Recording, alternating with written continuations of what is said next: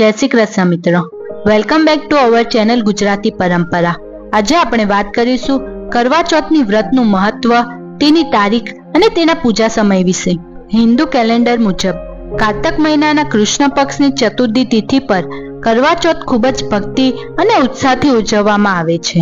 આ દિવસે પરણિત સ્ત્રીઓ તેમના પતિના લાંબા આયુષ્ય અને સમૃદ્ધિ માટે નિર્જળા ઉપવાસ કરે છે।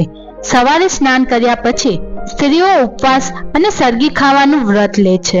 આ પછી તેઓ આખો દિવસ ખોરાક કે પાણી વિના ઉપવાસ રાખે છે। દિવસભર પૂજાની તૈયારી કર્યા પછી સાંજે દેવી કરવા માતાની ધાર્મિક પૂજા સાથે કરવા ચોથ ઉપવાસ ઉજવવામાં આવે છે। આ પછી ચંદ્રના દર્શન કર્યા પછી પતિના હાથમાંથી પાણી લઈને તેને જળ અર્પણ કરીને ઉપવાસ તોડવામાં આવે છે। આ વર્ષે ચતુર્થી તિથિ 2 દિવસ હોવાથી કરવા ચોથની ચોક્કસ તારીખ અંગે થોડીક મૂંઝવણ છે।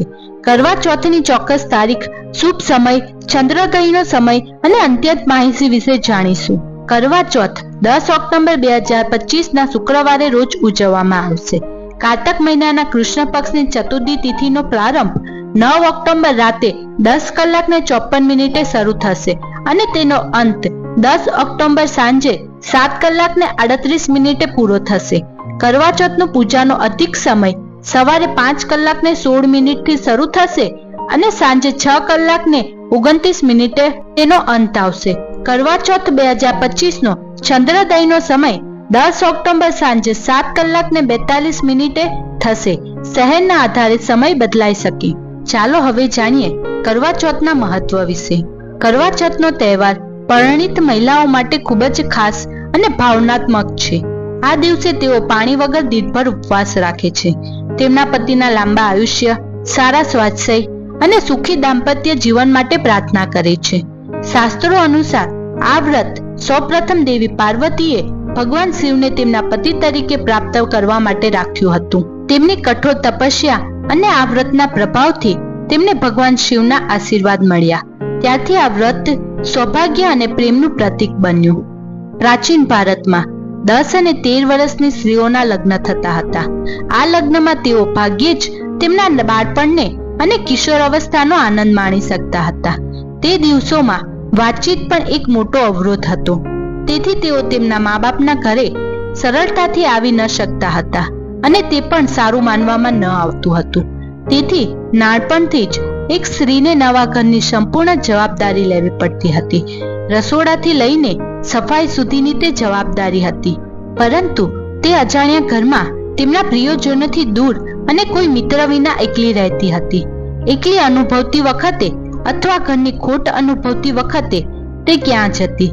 તેથી આ સમસ્યાનો ઉકેલ માટે સ્ત્રીઓએ કરવા ચોથની ઉજવણી ભવ્ય રીતે શરૂ કરી, જ્યાં આખા ગામ અને નજીકના કેટલાક ગામની પરણિત સ્ત્રીઓ એક જગ્યાએ ભેગી થતી અને આનંદ અને હાસ્યમાં દિવસ વિતાવતી, એકબીજા સાથે મિત્રતા કરતી અને એકબીજાને મિત્રો અથવા બહેનો કહેતી। કોઈ કહી શકે છે કે આ તહેવાર આનંદના સાધક તરીકે અને તે હકીકત ભૂલી જવા માટે શરૂ થયો હતો। તેઓ તેમના સાસરીઓના ઘરે એકલા છે। આ દિવસે તેઓ એકબીજા સાથે જોડાઈને ઉજવણી કરી અને એકબીજાને બંગડી, સિંદૂર અને સુશોભનની વસ્તુ ભેટમાં આપતી હતી। ઘણા પ્રદેશોમાં સરગીની પરંપરા પ્રચલિત છે, જેમાં સાસુ સૂર્યોદય પહેલા તેમની પુત્રવધૂને ખાવા માટે એક ખાસ થાળી આપે છે। તેમાં સૂકા ફળો, મીઠાઈઓ અને સૌંદર્ય પ્રસાધનોનો સમાવેશ થાય છે। સરગી માત્ર પોષણ જ નહીં, પરંતુ ઉપવાસ દરમિયાન ઉર્જા જાળવવામાં પણ મદદ કરે છે। આ દિવસે ચંદ્રની પૂજા અને તેની અર્ધ અર્પણ કરવું અત્યંત શુભ જ માનવામાં આવે છે। એવું માનવામાં આવે છે કે આનાથી ઈચ્છાઓ પૂર્ણ થાય છે અને લગ્ન જીવનમાં સકારાત્મક આવે છે।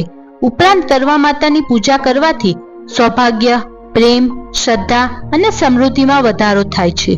તાજેતરના સમયમાં પતિઓ પણ તેમની પત્ની માટે ઉપવાસ રાખવા લાગ્યા છે। આ તહેવારને વિશેષ બનાવ્યો છે કારણ કે તે બંને બાજુ પ્રેમ, સમજણ અને કરુણા દર્શાવે છે। તો મિત્રો, આજના આ વિડીયોમાં આટલું જ। વિડીયો ગમ્યો હોય તો લાઈક કરો, તમારા મિત્રો સાથે શેર કરો અને સબસ્ક્રાઇબ કરવાનું ભૂલશો નહીં। વિડીયો જોવા બદલ તમારો ખૂબ ખૂબ આભાર।